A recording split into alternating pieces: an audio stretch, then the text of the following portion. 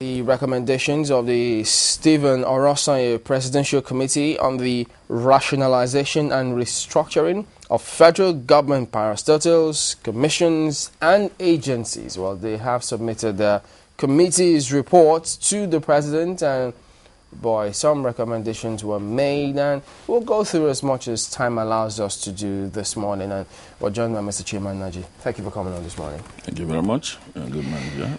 Well, in spite of what seems to be going down in UK, well, we've got a whole lot to grapple with still here. Yes. And, well, they set up this committee at the time to see if they could, the heat of all of this, to reduce the cost of governance, how they could go about it. Perhaps, they say, without necessarily laying off people. And the Oronsaye committee came up with a whole lot of recommendations, which you may have seen it. But first of all, let's start with your thoughts about this before we eventually just pick them all one by one if we can. On a general level, I welcome the committee's recommendation. And I also commend the government for thinking it wise to respond to the public outcry about the cost of governance. Remember that when we talk about cost of governance in Nigeria, we're not just talking about administrative costs and so on. We're talking about the associated corruption that all these things breed, which, in fact, if you do a thorough analysis, you find that the corruption that the entire system breeds is far more than what is put in the actual governance process. So, if you make a system more efficient, you reduce waste, and you increase the level of responsibility of those who manage the system and the processes. And that increases their capacity to grapple with challenges and perhaps at the cerebral level to do better thinking. Because when you have a nebulous arrangement, it breeds corruption, inefficiency. Just take a simple instance. When you have too many people taking from the same bowl, those who are capable of taking faster than the others are subsumed in the melee. So you can never pick them out. But if you are about 3 or 4 to a bowl, well, it is easy to know the frequency of your hand into the same bowl to pick things, okay? So that is what the whole thing is about. And in this country, under the old personnel management, they call it, you have FMJ and FJM, fitting the man to the job and fitting the job to the man. In this country, we have always fitted the man, the job to the man, in the sense that we bend the rules, we corner the thing, we create portfolios to suit them. If it's a roly-poly man that cannot easily rise to go to pick 5 from the next, you give him a posh environment and that kind of job that encourages a sedentary type of job that have absolutely nothing to contribute to the productivity quotient. That's part of the major challenge which we've got, because this report talks about duplication of responsibilities, agencies, and it also highlighted the fact that implementation of some of these laws was also a big challenge. Why do we keep finding ourselves in this kind of scenario? You see, when you have leadership that is not challenged, that is what you get. And you see in this country, there's a principle they call in management the Peter principle. You can promote a man to his own level of incompetence. The fact that you have done a job 20 years does not necessarily mean that you are ripe for the next level of responsibility. We see it in every aspect of our governance. You have somebody, let's take the classical case of one commission. There was an argument that we need to inject, some people who are intelligent, who are Y2K compliant, as they used to call it. Those who know how to operate the computer. You'll be surprised, some of those people who carry themselves around, they don't know how to boot a computer, which is very sad. And you need these machines to improve your level of efficiency. So they are surrounded by assistant, personal assistant, assistant senior, and senior to the assistant. At the end of the day, because of his own paucity of level of management, he's still unable to coordinate the activities of this retinue of assistants. Yeah. So you have problems in the sense that you are paying for nothing. Because if we are 30 people in a system and we are all contributing from various angles, the system will improve and absorb whatever cost and escalate productivity. But that's not what we find here. Mr. Nnaji, the key word there you just hit it is improvement. And yes. If we don't get to see improvement from all of these duplicity, that means we are not even getting it right. Remember, the intention was not even to get improvement. Yes. That is the sad aspect of it. That was not the intention. So for you, you are measuring with improvement. The man who created or who duplicated these things was creating jobs. Because after all, there is an expectation that the source of income of Nigeria is interminable. Well, if you create jobs and you don't get some form of improvement to even get some things back in the life of the people or for us as a nation is absolutely unnecessary, because if you go back almost 12 years after a white paper by the Ahmed Joda Committee, it looks like not even the first time we're getting to see something for which is the Oronsaye report that everyone is discussing now.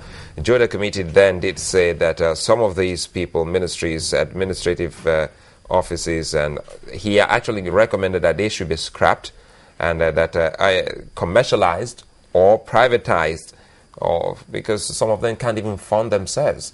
So it's not as if we're just realizing that some of these is unsustainable. A case in point, some have been saying, we don't even have a different minister of sports since the last minister actually left to go contest the election. So now the minister for youth is also the minister of sport, as it was once. So isn't that saving monies for the country and as well showing some kind of development in that area? You see, in the English language, there's a word they call optimum. Optimum is neither the maximum nor the minimum.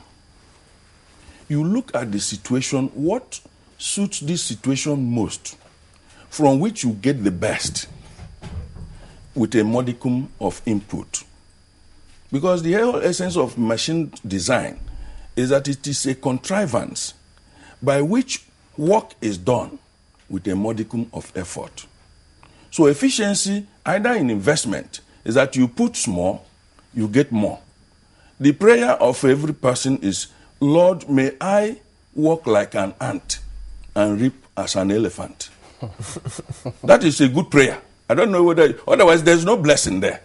In the sense of governance, what you want is you put in people there, a few people that will manage the economy, to produce the multiplier that will manifest in the lives of the millions of people. Everybody will not be minister.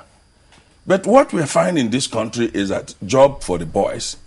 I know that even before the Joda, there have been a lot of other bodies that looked in. And most of the time, you see, there's what we call jactitation. Nobody comes on television or wants to make law and say that they should kill Nigerians. Nobody would do that. There are socially approvable things people do in the public. But they know they have already found a hiatus, the gap in what they are saying and what they want to do, and in which they want to exploit it. So the truth of the matter is that we know what we can do to move this nation forward. But do we have the political will? Because, yes, I like the way the government has set up a white paper committee. You know, the most problem we have is, yes, good recommendations, and the white paper, it turns black. Then those people who are waiting to shoot it down, even whatever little that were able to survive the white paper, whatever, they shoot it down. Because during the study of the white paper, they would have seen the areas, you know, most of the time we work in the reverse. If a law is being pronounced, some people are working on how to thwart the law, even before it is enacted formally. So the truth of the matter is that we need that political will. We don't need more than 15 ministers in the real sense of it. What do we need? If you have 15 ministers in 15 ministries, well connected, you will find that the minister will be very, very busy. It becomes fitting the man to the job. You look for somebody who is qualified for that job, such that when you put him there, he will run away if he doesn't fit into that place. Yeah, he will run away by himself. Say, sorry, sir. Will we let that happen? Because the other day, the president said, listen, that any minister that goes to the assembly to seek inflation or increment in the budget will be kicked out. And of course, you'll have traditional rulers, top ones too, who will call him and say, no, you can't sack this person because this person is from my side. You can't do A, B, C, D. Let me tell you, that's what I'm talking about, leadership. As I sit down here, if I were the president or in a position of authority, I do not go talking, I act. It's only in this country that somebody has assaulted or insulted you in the position that you are a thief. They will say, I will sue him. I will deal with him. Why not? You should come with certain documentation that you're already in court to salvage your image. I don't know, but we are too good at justifications. We don't think that we should act. For example, the president doesn't need to say that because it is not the art of governance to go and begin to escalate a budget or do anything untoward. It's not part of it. So he's not supposed to begin to caution them. He should wait. In fact, he should have a team that will secretly monitor. When anybody comes, you deal with that person, then the others will learn because example is better than precept. I think it also boils down to what people say about, say firing inefficient people in the civil service. There are some people that, they say have stepped on toes. And then when you take on the disciplinary process, you'll be surprised at how much pressure you will get from many quarters. Like Chamberlain did point out, traditional rulers might begin to call you from nowhere, especially when that civil servant knows that he or she's in trouble because you already know the process. It takes a while. So the thing is, how can we begin to restructure in such a way that we are only able to retain efficient people when we need to? The entry point, I've talked about fitting the man to the job, not fitting the job to the man. As you sit down here, Mokwe, you are on television. People see you young people and they admire you. The way you ask your questions meant that you were not being told from behind, ask this man this question. You would have done your job. And anybody coming down to sit down here knows he's not coming for a tea party, whether he's for or against. And that's why your program is very well watched. You know this. I don't need to say you probably know this. Thank you, sir. You understand what I mean? Otherwise, I won't come here to waste my time. There are many people who approach me. I don't have the time. But I go to where, when you say anything, it is credible. Not that because channels have said this is our view, please do it. Or because they know that this is my view, they want to. You people bring people who say no, and you bring the other person who say yes. It is for the public to judge. What we are saying is that professionalism is not something you talk about, you act it out. A medical doctor who is very good, his professionalism shows in the wellness of his patients, or at least near wellness. The lawyer does not advertise. When you come to court, not the pages of newspaper, like when you finish a case, you say, the journalist was there, he saw what the judge said, and then you are now interpreting the thing that the judge said that the matter has been adjourned. You see a blind man, he was there, he saw it. It's not necessary. You understand what I mean? Many people have gotten briefs in court by virtue of the power or the strength of your argument. Whether you win or lose is not the issue.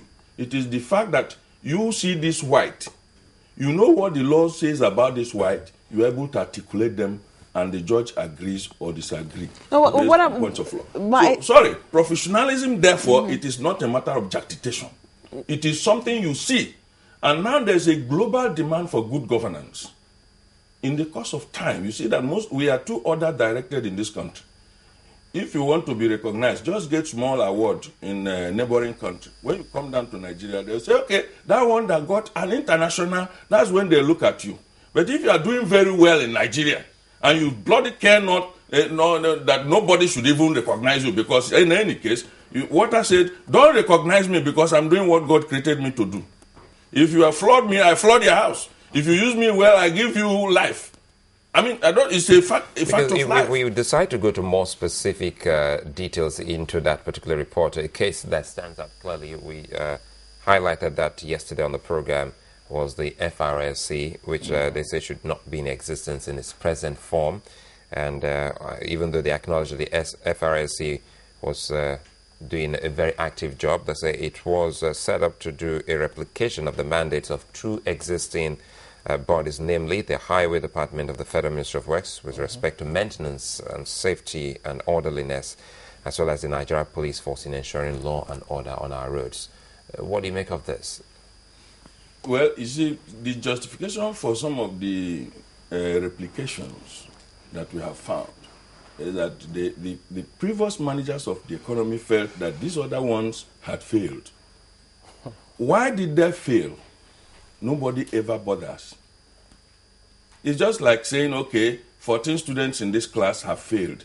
Therefore, we go and bring new pupils into the class. But the teacher is eternally and congenitally bad. You get the same product. Or when he sees that the embarrassment is getting too high, he will pass everybody. Just leave me alone, let me keep my job. The fact remains that we have had bad managers of the economy. And they cover up their own inefficiencies. And remember that many of them are unqualified in the first instance. If you place them on the scale now, that's why those people who have managed the economy before, most of them, we didn't get better under them. But most of them come out now as statesmen. I don't know whether they have read the book, The Republic. Yeah, you have a philosopher background. The Republic is where you get the concept of statesman, and Plato actually defined what it is and how you can reach it. It's not all these mere glibly talks. If you manage the economy and 10 years ago it was not good, and the damage you did the economy is reverberating today, what is your business? Coming out to beat their chest. In fact, you should be stoned. So the truth of the matter is that if we get the entry point right, fitting the man to the job is a structure, just like you have bucket.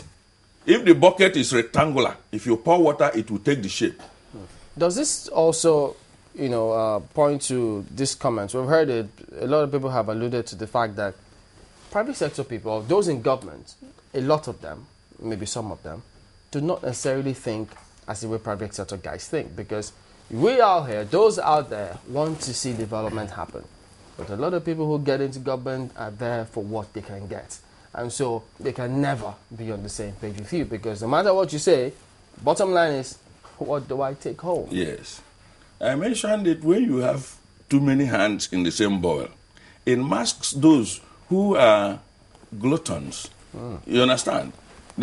Some people will cry, I didn't get enough, and you will not be able to identify who actually ate the food. In private sector, you employ people on the basis of need. You have done your analysis. You know that there is a job.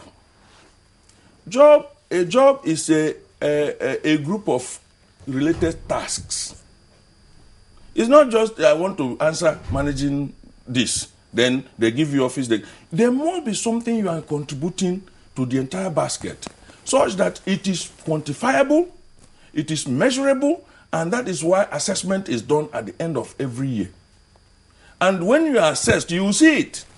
That's why I said, if you practice fitting the man to the job, when they give you an appointment, you run away when you know you cannot do it. Well, because you will soon be discovered. This is talking about, it seems you're talking about those who are going to be heading, say, certain parastatals and, say, agencies. It trickles down. Exactly. Those who work in the agencies, I know that a host of people have complained that when they try to, let's say, trim down the number of those whom they work with to only get an efficient member staff. They are hamstrung exactly because of certain level of exactly control. Because of certain level of controls, and also the mechanisms which was put in place to guarantee security of jobs for civil servants. It also seems to be something in the way that doesn't help them fire them when they need to. That's why I talked about, you see, when the head is right, the leg will work right.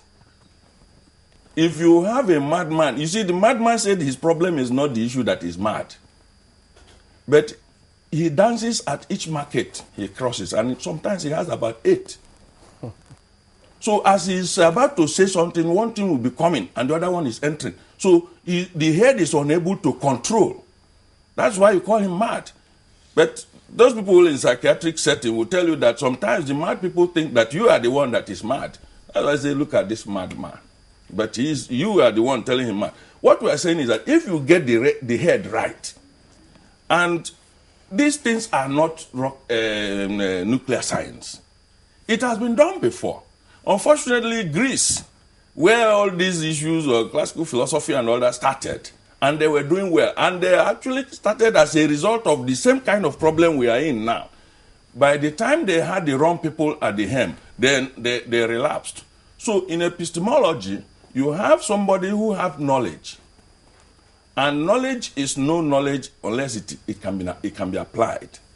So if it's not tested and applicable, it makes no sense. As I sit down here, if I'm a physicist, if I know anything about nuclear science and I'm unable to communicate it, you won't know. Which is what we see lately. So, yes, many people theorize. So the truth of the matter is that if you get it right, even at the level of the man at the helm, at the president, if the president is knowledgeable and practical, he will not need to talk too much. In the days of Abacha, Abacha was one of the most taciturn president or heads of state we had. But I don't want to evaluate whether he was knowledgeable or patriotic. But the fact remains that once he gave instruction, Anybody who tested the will of government will be decisively dealt with, and he will go. Mr. Nnaji, are you worried that this particular report from Oronsaye and his team would go the other way that previous recommendations have gone? Because now we've seen it, 800 pages. That's not an easy task for any committee to do. 800 pages. If Oronsaye committee itself was able to go through and make recommendation, there's nothing wrong with government even setting up a committee of 90 people in different areas of professional calling with some measure of patriotic zeal. To come out, it's a question of coordination and whether you have the will. No, but the president must demonstrate. He cannot afford. Because people he started this, and rightly so. Because people already see some kind of lobbying going on because they feel that which agency will subsume the other one, which should swallow which one should go on, which should be scrapped. That is where he must show demonstrable difference in capacity to lead. Many people who have led this country do not have or never had a PhD. So in terms of academic qualification, he is there. This is a time to show that there is a difference between pedestrian leadership and leadership that is conceptual, based on some cerebral content. So the fact we are saying now is that this government should not be shy of people who come to lobby. Okay. Okay? It's not lobby that matters. There will be lobby. Every day you drive on the road, there's accident waiting to happen. But you always try to avoid it. That's a proof of your dexterity in driving. You understand? So lobbying is not an issue. Especially if your license is not fake. Exactly. Exactly. Thank you. Now, even if you have a fake license because of maybe the process of getting it, there must be content. The certificate is paper, but the skill is what we are talking about here. So my point is that the government should not bother about lobby. Let 90 people come to lobby per second. Do you see people going to the courts to stop whatever recommendation might come from the white paper? Because the court is there. People have the right to go to court. I mean, that could also put a But the government should always have... Government is a leviathan any day. If you want something done in the public interest, they have done things in their own interest any time. So why can't the constituency be widened? by doing the right thing. In other And words, they get applauded and they still have their way. so even though he may be hated, vilified by maybe the political class, he should put his foot down. Machiavelli has, I said there's nothing rocket science. Everything that we can do have been put down by people who pass through this route. So it means all eye will be on the executive arm of government to see if they will They can't wholly afford, Jonathan cannot implement afford this. to fail. This is one golden opportunity, as God has put it in his mind, to allow this to happen. There are a lot of things happening now. Even if he didn't start it, the credit will go to him. People are getting jailed. Let him encourage more jailing. You understand? And build Let more him prisons. encourage it. Things will begin to feed themselves. You know, when the bone setter in the village, they say when he's knocking, some bones are put in together. I have never been there. But at least conceptually, let things begin to feed themselves. By the time the Ibori is actually put in there, those people at Delta will begin to, if they have some cartons, they might begin to send it to bank where the money should enter in the account of... these are simple facts. And maybe if the cashless economy catches up with them, they will be on their own. Idiabo did some demonstration. We saw how some people developed hypertension.